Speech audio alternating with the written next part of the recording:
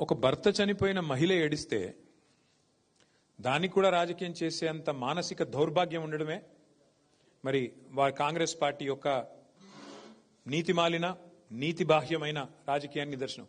అంతమందిని చూసి నాకు గోపీనాథ్ గారు ఇంత పెద్ద కుటుంబాన్ని ఇచ్చారు మా జూబ్లీ హిల్స్ కాన్స్టిట్యున్సీలో అని చెప్పి ఆమె కంటతడి పెడితే ఆమె భర్తను తలుచుకొని భర్త చనిపోయి ఇంకా 6 నెలలు కూడా కాలేదు బ్రదర్.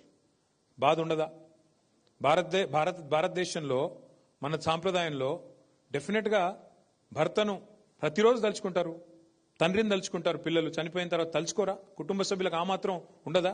అంతమందిని చూస్తే ఇమోషన్లో ఆమె బాధపడితే దానికి కూడా రాజకీయం చేయడం అంటే కాంగ్రెస్ వాళ్ళు ఎంత నీతిమాలిన మనుషులో, ఎంత సిగ్గుమాలిన మనుషులో, ఎంత దిగజారుడు రాజకీయానికైనా సిగ్గు లేకుండా మరి ఇప్పుడైతే మీరు చూశారు ఇక్కడ ఏ రకంగా దొంగ ఓట్ల భాగోత్వంతో వాళ్ళు ముందుకు వస్తున్నారో మీకు అర్థమైంది. ఇంకోవైపు మహిళల్ని అవమానిస్తాం, బిడ్డ మీద కేసు పెట్టినారు. ఇంకా ఘోరం అది. తల్లి కోసం తిరుగుతుంది ఆ అమ్మాయి, ఆమె కూడా కేసు పెట్టారు. ఎంత నీతిమాలిన రాజకీయం చేస్తుందో కాంగ్రెస్ పార్టీ.